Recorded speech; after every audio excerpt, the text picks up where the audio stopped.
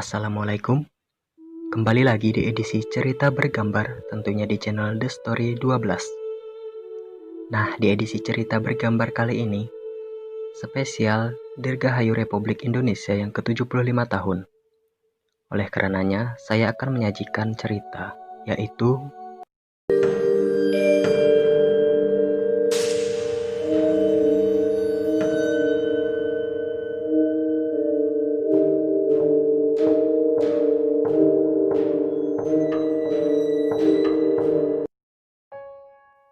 cerita diawali perkenalan 3 orang remaja dengan seorang pedagang buah di pasar. Ketiga orang remaja tersebut bernama Randi, Irja, dan Noval. Mereka merupakan orang kota yang kebetulan mampir ke pasar hanya sekedar untuk menemui Pak Seto, pedagang buah di pasar yang terdapat di kota itu. Maksud mereka bertemu Pak Seto adalah untuk menanyakan jalan menuju puncak yang merupakan daerah asri dengan keindahan alam yang menakjubkan. Apabila berada di puncak, kita bisa melihat jelas pemandangan di bawah seperti perkotaan dan juga danau yang tersaji lewat pemandangan yang ada di puncak. Namun, di balik keindahan itu semua, daerah puncak ini jarang sekali ada wisatawan yang mau berkunjung ke sana.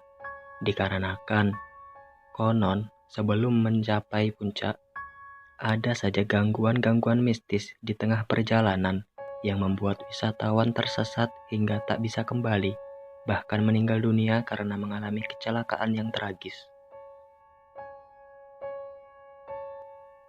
Isu ini dengan cepat beredar hingga menjadi ketakutan tersendiri oleh orang-orang kota atau wisatawan yang hendak ke sana. Namun, jika ditelisik lebih dalam lagi, isu tersebut memang benar adanya, dibuktikan dengan beberapa media dan surat kabar yang telah memberitakan telah terjadi kejadian-kejadian kecelakaan atau laka lantas yang tragis di daerah perjalanan menuju puncak itu, tepatnya yaitu di kilometer 69. Namun, ketiga remaja ini, yaitu Randi, Irza, dan Noval, mencoba memberanikan diri menuju puncak. Oleh karenanya, mereka datang menemui Pak Seto untuk bertanya perihal hal-hal mistis dan jalan agar mereka bisa sampai ke puncak dengan selamat.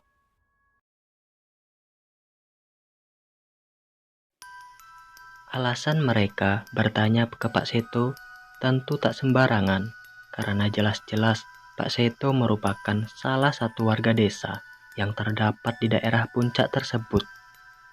Nah, perlu diketahui, jikalau di puncak tersebut terdapat 2 desa yang sebagian besar masyarakatnya yaitu petani buah dan setiap hari mereka menjual hasil kebunnya itu ke kota. Salah satunya yaitu Pak Seto. Pak Seto berkata kepada 3 orang remaja tersebut, "Jikalau kalian memang benar-benar ingin ke puncak, selama perjalanan, jangan menghiraukan segala macam godaan yang ada. Terlebih lagi, jika kalian sudah memasuki jalur hutan dan kilometer 69, jangan hiraukan segala macam godaan."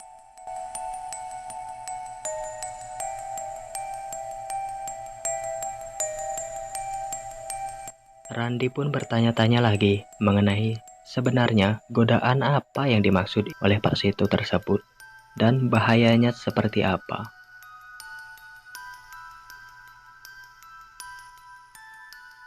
Dengan suara yang pelan, Pak Seto pun menjawab pertanyaan Randi tersebut. Godaan-godaan yang ada itu bermacam-macam. Terkadang, terdapat anak kecil di pinggir jalan seakan ingin meminta tolong. Terdapat pula pengendara lain yang membuntuti dari arah belakang. Dan yang terparah, dan jangan sampai kalian berhenti di pinggir jalan, yaitu adanya rumah makan di pinggir jalan, karena itu merupakan warung yang diperuntukkan untuk lelembut.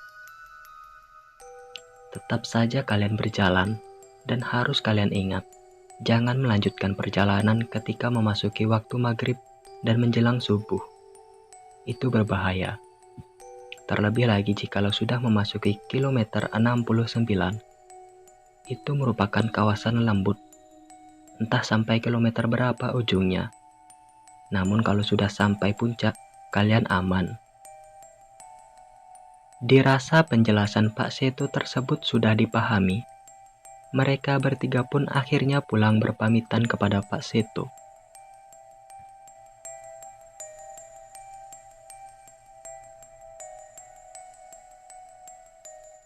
Keesokan harinya, tibalah di waktu mereka berangkat menuju puncak. Mereka bergegas berangkat pada pukul 9 pagi. Rencananya, mereka akan berlibur selama 3 hari di puncak. Mereka pun memulai perjalanan menggunakan kendaraan roda 4 milik Randi. Selama perjalanan, mereka tidak memperhatikan petunjuk-petunjuk kilometer yang telah diberitahukan oleh Pak Seto. Intinya, mereka tidak peduli dengan segala isu-isu tersebut. Namun, tak menampik pula jikalau perkataan Pak Seto kemarin ada benarnya. Perlu diketahui, jikalau jarak kota menuju puncak adalah 80 km, itu mengharuskan mereka bahwa segala kebutuhan selama perjalanan harus sudah siap, termasuk juga bahan bakar mobil.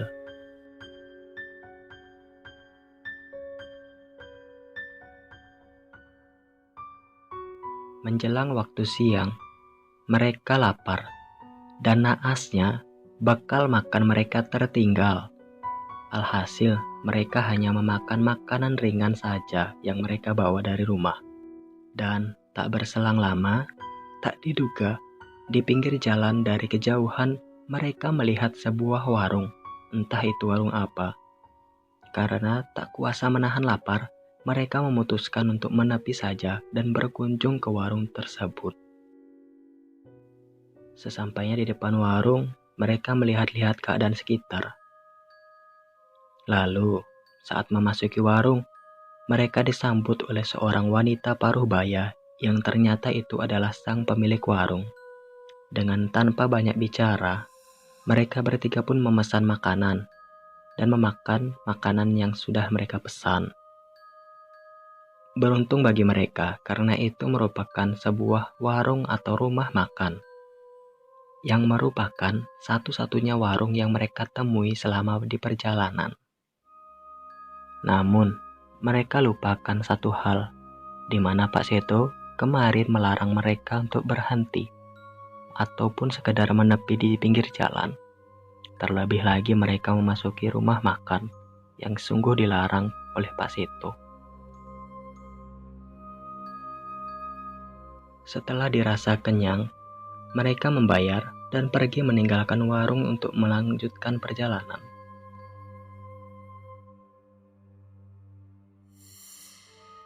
Hingga kurang lebih sekitar 15 menit, sampailah mereka di sebuah pertigaan. Nah, di sini mereka dibuat bingung karena dirasa bahwa sebetulnya tidak ada pertigaan di jalan menuju puncak ini. Setelah berpikir lama dan berdiskusi, dan dikarenakan juga di sana tidak ada sinyal untuk mencari petunjuk arah, akhirnya Randi pun selaku penyetir memilih jalan yang kiri. Keputusan itu disetujui oleh Irja dan Noval tanpa berpikir lama lagi. Mobil pun kembali berjalan menuju jalan sebelah kiri. Tak berselang lama, di depan mereka ternyata kabut cukup tebal sehingga mobil harus berjalan secara hati-hati agar tidak terperosok. Setelah dirasa cukup lama, akhirnya kabut pun dapat ditembus dengan selamat. Akhirnya, mereka sampai di suatu ladang perkebunan yang indah, disertai pemandangan-pemandangan yang asri di atas ketinggian. Tak jauh dari sana, terlihat pemukiman yang mungkin itu adalah desa yang dimaksud Pak Seto kemarin. Mereka terkagum-kagum dengan keindahan alam yang benar-benar indah tersaji di pandangan mereka. Hamparan perkebunan menambah kesan asri daerah tersebut. Terlebih lagi, kawasan ini berada di atas ketinggian. Nah, di sana dapat terlihat jelas perkotaan yang ada di bawah meski secara samar-samar tertutup oleh kabut. Dan juga pemandangan danau yang cukup luas membuat mereka terpesona. Lalu, mereka melanjutkan perjalanan untuk mencari penginapan di daerah sana. Dan akhirnya, dapatlah satu villa yang tak begitu besar, tapi cukup nyaman untuk mereka tempati.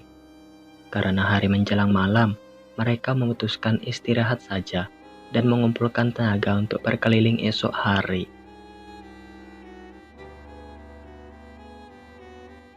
Keesokan harinya, tepatnya pada pagi hari, mereka bertiga berburu sunrise. Dan di sanalah mereka bertemu dengan wisatawan-wisatawan yang lainnya.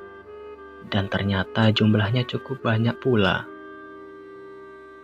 Nah, disitulah mereka bertiga heran. Karena banyak masyarakat yang takut untuk pergi ke puncak ini.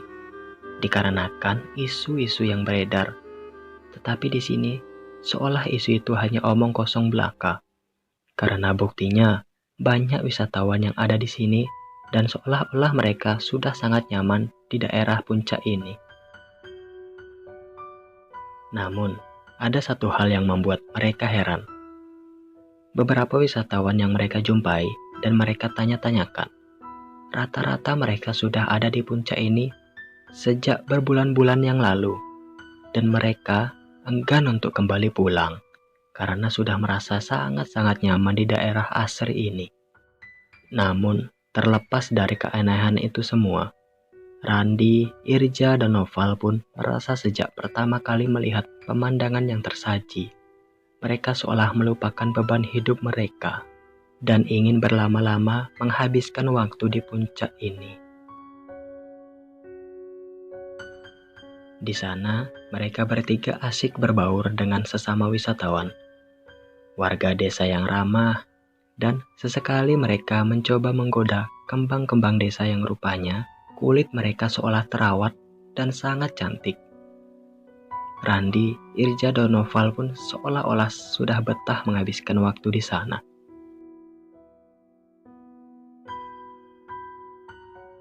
Namun, di balik itu semua, surat kabar dan media kembali dihebohkan dengan kejadian laka lantas yang lagi-lagi terjadi di kilometer 69 arah menuju puncak. Laka lantas tersebut dialami oleh sebuah mobil bernomor polisi salah satu kota, yang ternyata isinya merupakan 3 orang remaja, lengkap dengan peralatan dan ransel yang dibawa. Diketahui melalui identitas korban, jikalau mereka adalah Randi, Irja, dan Noval. Keluarga mereka tak menyangka jika anak-anak mereka mengalami nasib naas di kilometer 69 yang merupakan jalur mistis menuju puncak. Di sisi lain, ternyata pertigaan yang semula Randi, Irja, dan Noval sempat mengalami kebingungan itu merupakan lokasi tepat kilometer 69 dan sebenarnya tidak ada pertigaan sama sekali di sana. Jalan itu merupakan jalan tanjakan lurus yang berkelok-kelok. Tetapi karena mereka bertiga salah langkah karena memilih jalur kiri, akhirnya mobil yang dikendarai terperosot ke jurang hingga menewaskan mereka bertiga. Hal ini tak lepas dari kesalahan mereka menepi ke salah satu warung makan, yang sebenarnya itu warung yang diperuntukkan bangsa lelembut. Oleh karenanya, pandangan mereka bertiga seolah-olah dialihkan, hingga mereka seolah sudah benar-benar berhasil menuju puncak. Hingga kini, Randi, Irja, dan Noval bernasib sama dengan wisatawan-wisatawan lainnya yang mereka temui. Jiwa mereka berada di alam lain, yaitu alam lelembut. Dan kilometer 69 itu merupakan tapal batas atau perbatasan antara alam lelembut dan alam manusia. Sekian cerita bergambar edisi spesial Dirgahayu Republik Indonesia yang ke-75 tahun. Tetap saksikan edisi cerita-cerita bergambar berikutnya hanya di channel The Story 12.